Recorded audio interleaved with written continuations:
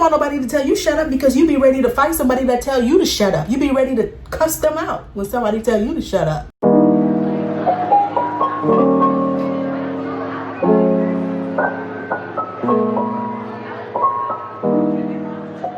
It's your girl Amelia, back at it again with another video. Welcome to my channel if you are new. If you are not, welcome back to the squad. As you can see in the title, what we'll be discussing today, yes sis, we have some things to talk about in classroom management that will help you in the future. So before we even get into this video, please subscribe to my channel, like, share, comment. Oh, don't forget to turn on your post notifications so you know when I am dropping a new video. All right, so let's get into it. So here we go, right? So many common mistakes that I've, learned in classroom management. And there's some things that, are a little bit tricky, and sometimes you're not gonna always be able to control the classroom at times. Like I said in my last video, you can be a seasoned teacher, a new teacher, whatever type of teacher, and you still won't get it. Why? Because you have different personalities. And sometimes there's a system that works for you, don't get me wrong. There's a system that works for many teachers, and sometimes that same system repeated over a course of years probably will not work with the new set of kids that come in. And we're dealing with a new generation of kids, so things are gonna be a little bit different. Just a little bit different, okay? So boom, in the last video, when I was talking about, some tips and things like that, or things that I've learned 5 years teaching, what you need to know, what I discussed in that video was to establish a role between the student and the teacher. Why is that so important in classroom management? Because if you don't establish what the role is in the classroom, you're gonna have a hard time teaching, and you're gonna have a hard time getting kids to pay attention. So if you want them to be all up in your face, you gotta give them a case. I really don't know how to break this down. You have to establish that role, and in that role you establish that relationship, you establish 1-2-1-2, so that they know that, hey, teacher, student, I need to respect the teacher, I am the student, and the teacher also respects the student as well. So you also want to make sure that you give students the same respect as they give you as a teacher, right? Boom. Another common mistake is getting frustrated. Yes, honey, sometimes you're gonna get frustrated, sometimes you're gonna get fed up, sometimes you wanna fight, sometimes you wanna cuss, sometimes you just wanna scream, sometimes you just wanna cry. Preacher. Sometimes you're gonna get frustrated, right? You're gonna get frustrated because either you're having a bad day, or you just have this child that is just making you hot, making your blood boil, right? Frustrated and putting your personal feelings in the midst. Honey, don't put your personal feelings in the midst. If you ever put your personal feeling in the midst of something,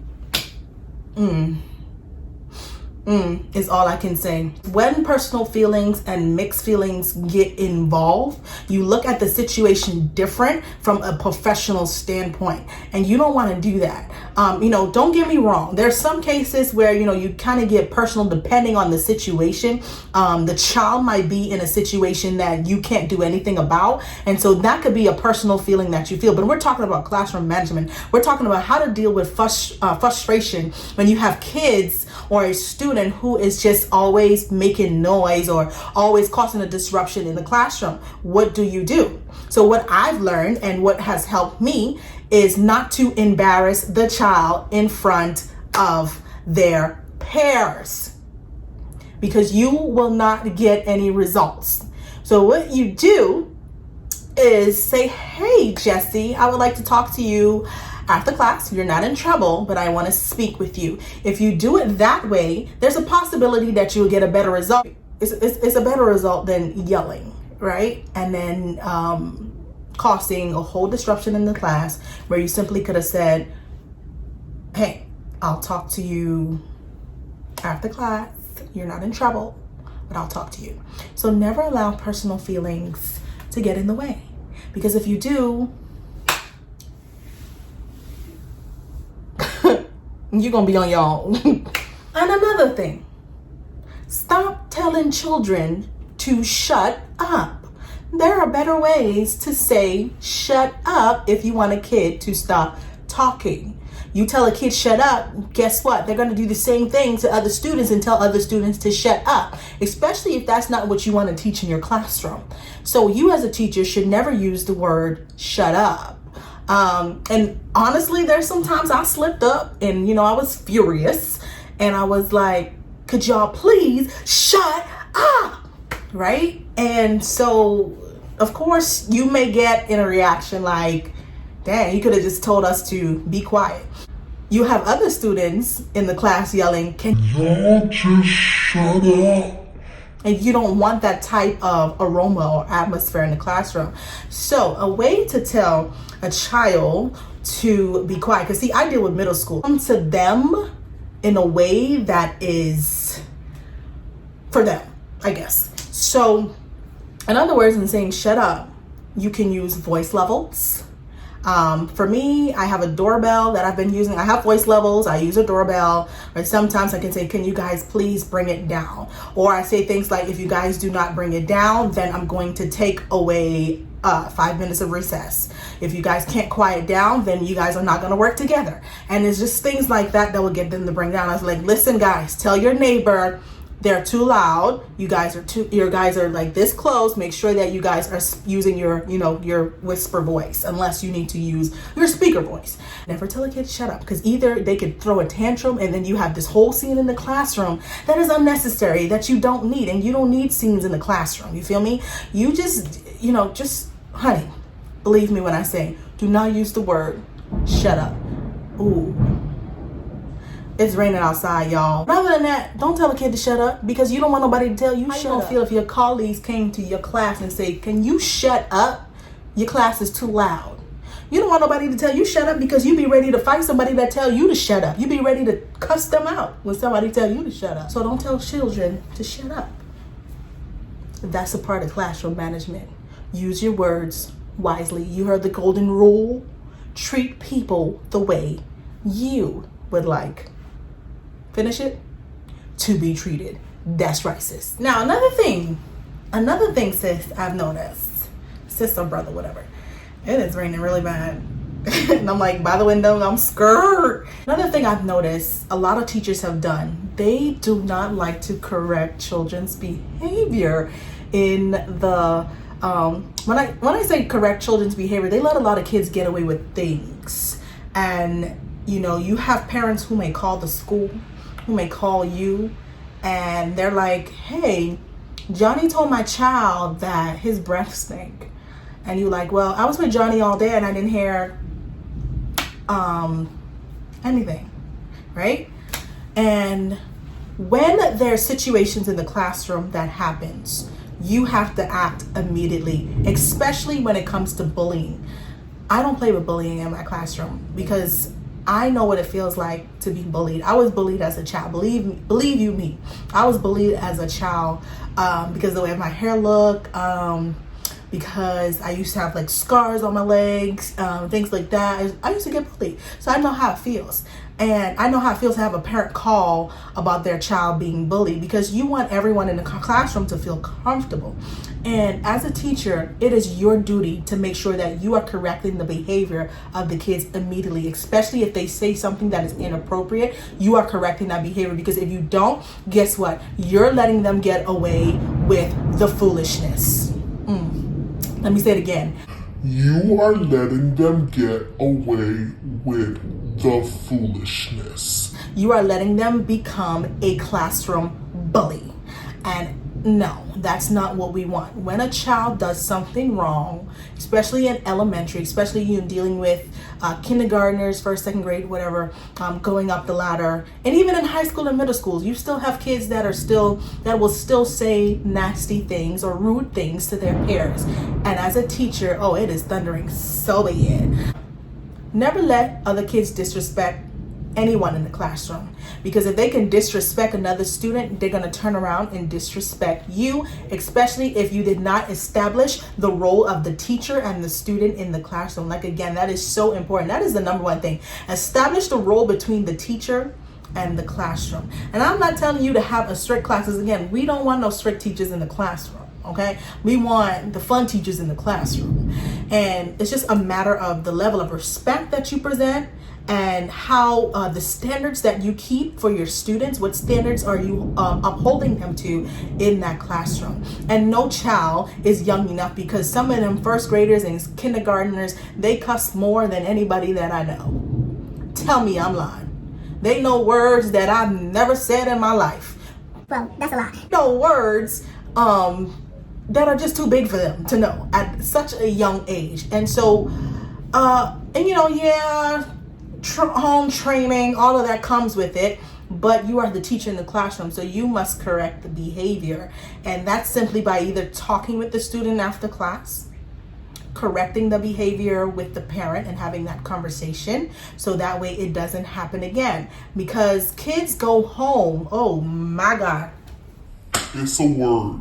Kids go home and tell their parents all kind of lies when it could have been avoided if you, the teacher, would have picked up the phone and called the parent to tell them what happened in the class and what did you do to make sure that the situation didn't escalate the way that it shouldn't have. It's so important to correct the behavior in the class. Don't let a kid get away with saying mean things, nasty things, inappropriate things, things that they may not mean or mean. Whatever it is, guys, do not allow kids to get away with those things. You do not want to raise a classroom bully.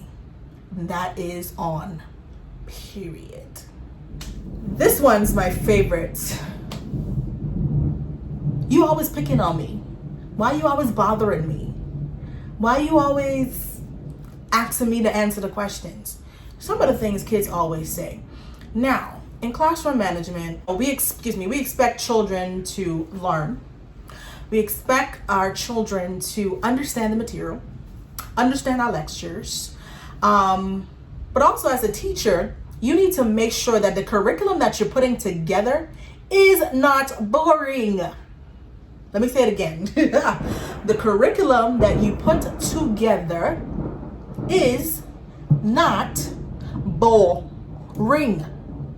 Boring. Let me do it for the syllables for the ones in the back, right? Making sure that the lessons that you present involve movement, can involve dancing, can involve music, can involve group activities, can involve outside of the four walls, outside, meaning outside of the school, in the field, wherever it is that you can go to teach a lesson, and giving students the opportunity to choose various activities that still relates to the same, topic. Some kids may not be on the same level as everybody else, so you have to meet everyone in the, say it, middle. Good.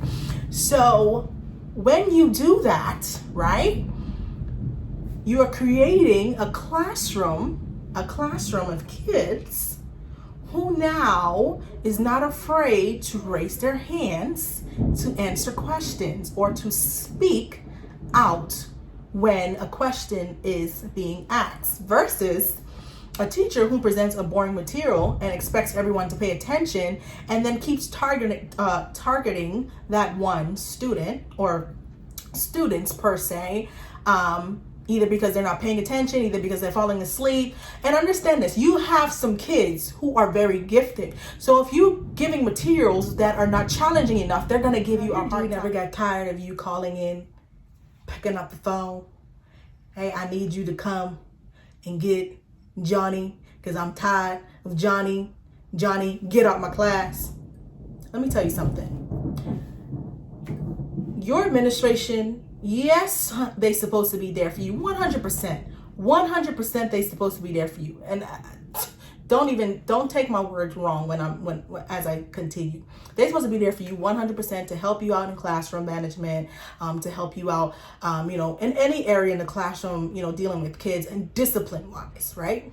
But also know that they also want to see that you can handle a class. They also want to be able to see that you can handle dealing with classroom management as well. They love to see that you know how to control your class and how to limit the calls and limit the amount of times a kid is being kicked out of the classroom.